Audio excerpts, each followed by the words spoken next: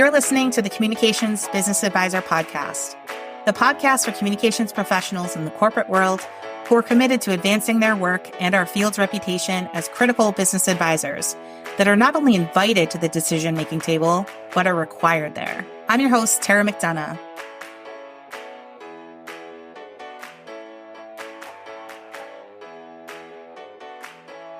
Hi, and thanks for joining me today. In this episode, we're going to talk about feedback and 360 reviews. Specifically, why feedback is wonderful for comms people and everyone, and why 360 reviews are awful, and specifically awful for comms people. It's a love-hate dynamic I have here. So let's start with the love part. I'm a big fan of asking for feedback, but we often don't get a lot of it, at least not much that we can work with, unless we ask for it specifically. And it's a vulnerable thing to ask people for thoughts about how something went, to open yourself up for criticism. It's funny though, we don't really focus much on thinking we're opening ourselves up for accolades, huh? We only think of the potential criticism we might hear, but we're likely to hear both. And both are things we need to consider. If we're doing good work, if we truly believe that we're open and interested in a constant state of growth in our careers, then asking for feedback feels good, eventually, with practice. But I will recognize that sometimes what we hear hurts, and that is what shuts us down. The fear of hearing something that will shake our confidence. Because when you're a perfectionist, a recovering perfectionist, or an ambitious overachiever, like me, I resemble that remark. And so many of you out there, you have a hard time not internalizing what we need to work on. For me, I've learned that if there's discomfort, it just means that I need to do it more.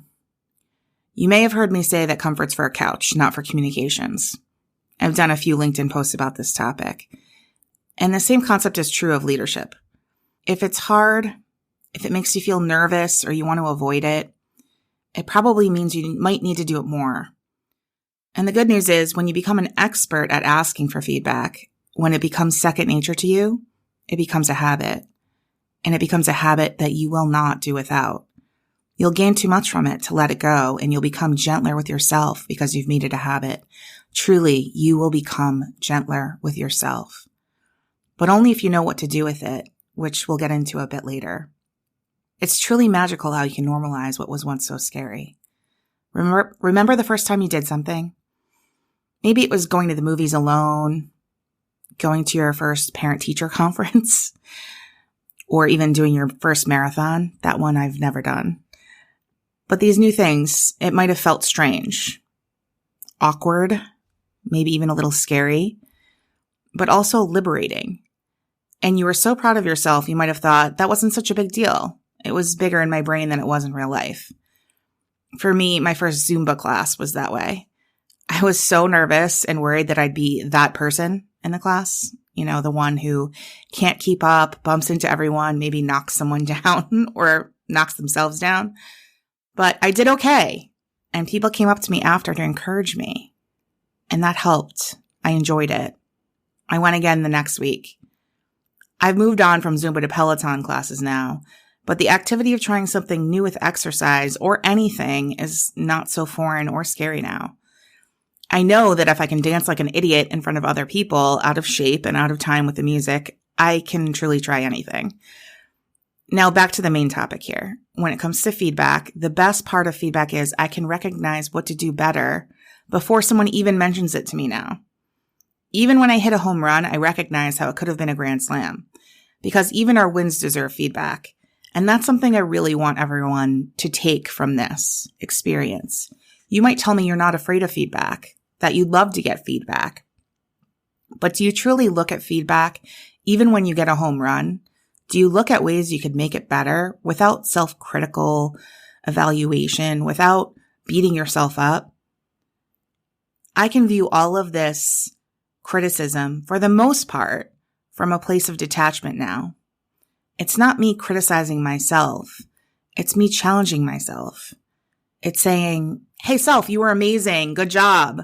You can do this next time and impress yourself even more. Go for it. And here's another incredibly important thing you would miss if you never sought feedback. This one's so important. We hear wonderful things we never would have known if we didn't ask. I encourage clients to keep folders of their accomplishments. When someone says something or shares something positive about your work, you keep it in that folder and revisit it when you need an energy boost, when you're feeling down, when you're building a business case for staff or budget, and especially when you're doing your performance review. One of my clients calls it her awesome folder, and I love that. So keep your own awesome folder. But more than just saving things when they come in, go seek them out. This one's so important. And when we hear the hard stuff when seeking it out or it coming in, it becomes less and less hard to hear. We become gentler and gentler with ourselves because we expect feedback that's positive and things we can continue to make even better, both from ourselves and from others. But I'll also be honest here. You're likely to hear more good stuff than hard stuff. Really. Truly, I promise. If you're truly doing good work, you're going to hear wonderful things that you might not have heard if you didn't ask. And I don't care who you are, hearing positive reinforcement, even when you think you don't need it, that you're self-motivated and it doesn't really matter, you don't need to hear the accolades, it does make a big difference. It does. Huge. No matter what way you look at it, asking for feedback is worth doing. So what would this look like for you? To ask for feedback when a project is complete. Hint, it's not simply asking any feedback for me or for us as our team. That's way too general. And also the term feedback reads critique to many. I mean, I bet a lot of you are cringing just hearing the word feedback. So it's ironic that we're talking so much with that word in this podcast. The truth is, I never use the word feedback when asking for feedback. Crazy, I know. It's really funny. But instead, you might ask questions like, what was the impact for your business area on that project? Did anything surprise you? What worked for you in the process or as an outcome? Anything we can partner with you on to improve next time? Notice I placed that word partner in there. That's key. Because you're not a service area, you're a partner area. And there are no doubt things the business area you worked with can improve upon too. You're just opening the door for that conversation. By opening it up and phrasing it this way, you open the conversation to learn things. You might hear something new that can prove the value of your department in a way you hadn't thought of.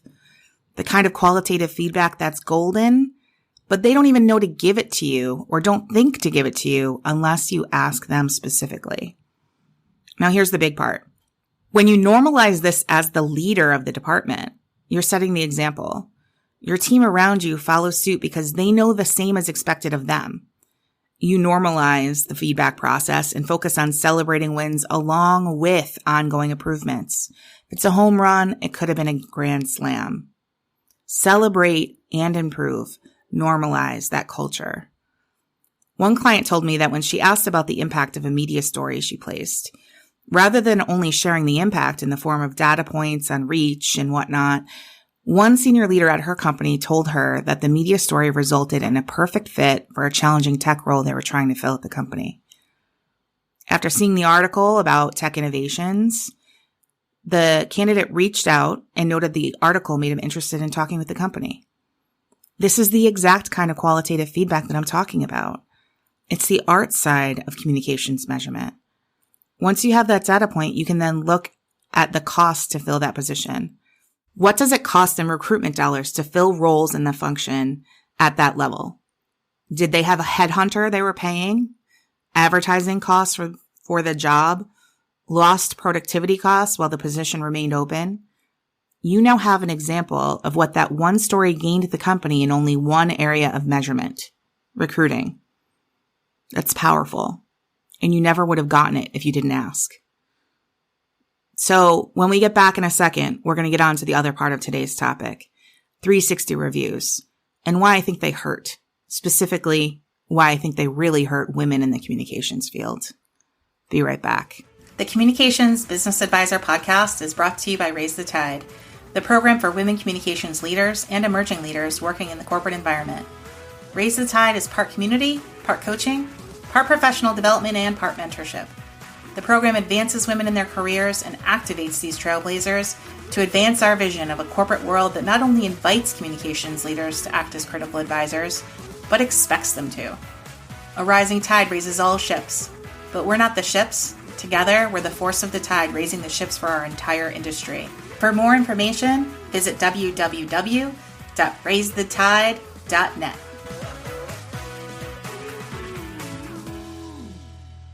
So if I'm such a big fan of asking for feedback, why do I hate 360 reviews?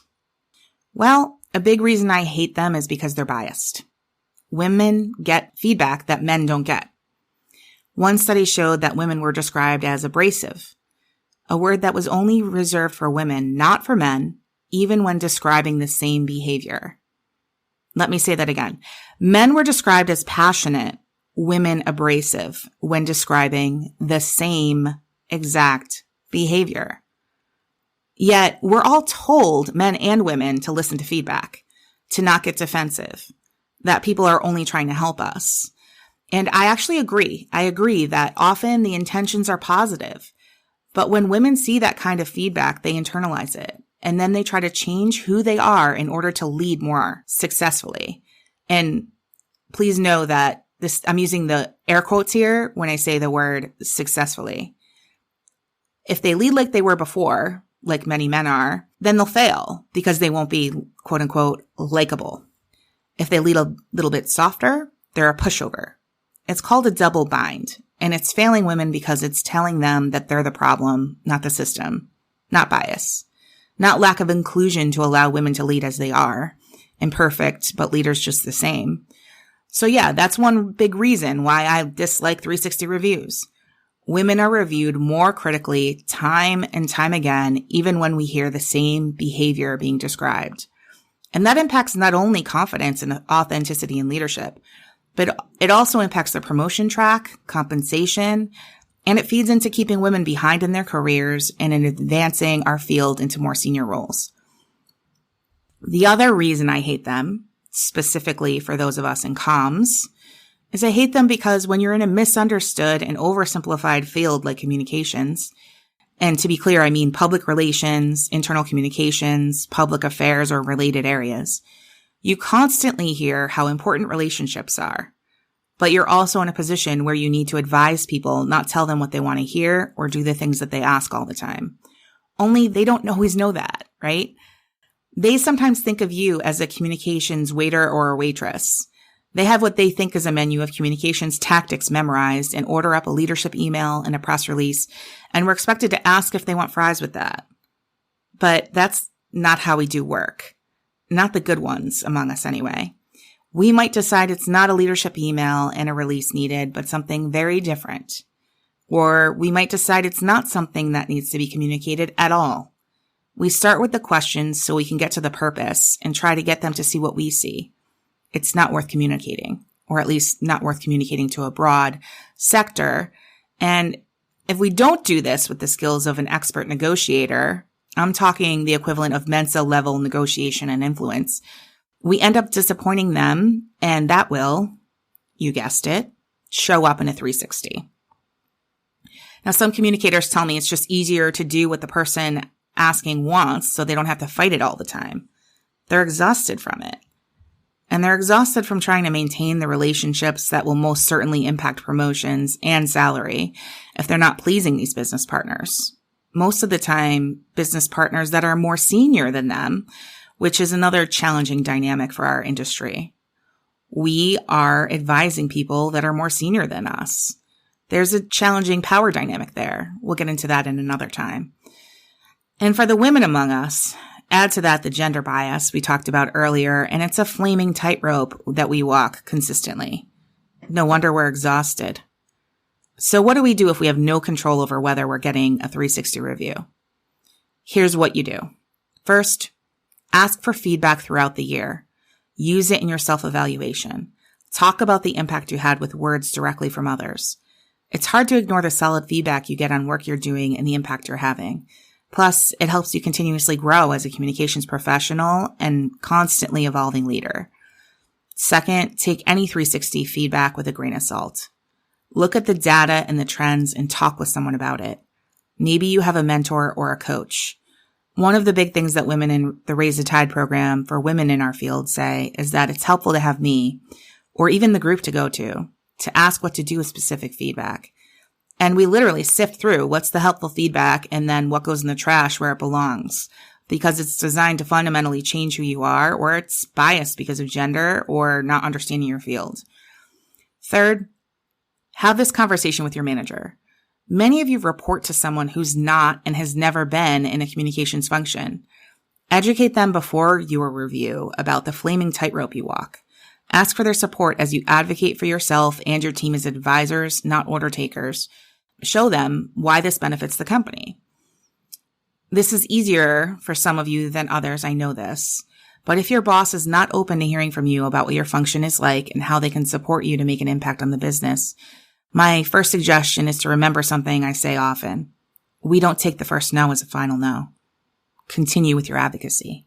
Finally, a long-term strategic plan can resolve so many of these problems. Create your plan, engage and align your senior leadership in the goals you're developing it, and get their buy-in. Then use it as a team map for the things that you will and won't do to support the company throughout the year. Complete with your objectives, strategies, and flexible tactics, measurement structure, timing, process for a review of the plan and updates each quarter after you guessed it, get feedback. Include a staffing and budget model and clarity around how to operationalize the plan. This is what I'm talking about when I talk about your strategy.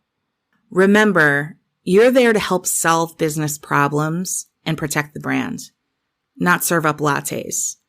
With much love, very much love to all the baristas out there. It's just not what we do. Now, I have limited availability to help with strategic long-term communications plans. If you want help, reach out and let's talk. You can find me at Tara McDonagh on LinkedIn or taramcdonagh.com. That's TARAMCDONAGH. And yes, I'm sure that's how it's spelled. Can you believe people ask me that? They really do. As my husband says, it's the Irish way. If you enjoyed the episode, please leave us a rating or a review. Thanks for listening. And until next time, keep being the business advisor you are. If you're interested in working with me to advance your work and your team's reputation as critical business advisors, never order takers, check out Tara at taramcdonagh.com. Thanks for listening to the Communications Business Advisor podcast. If you found this episode helpful, please leave a rating or a review. It helps people find us, and we can't ignite a movement without sharing the message. See you next time, where we'll continue to do the work to elevate our field's reputation and elevate the careers of the people in it.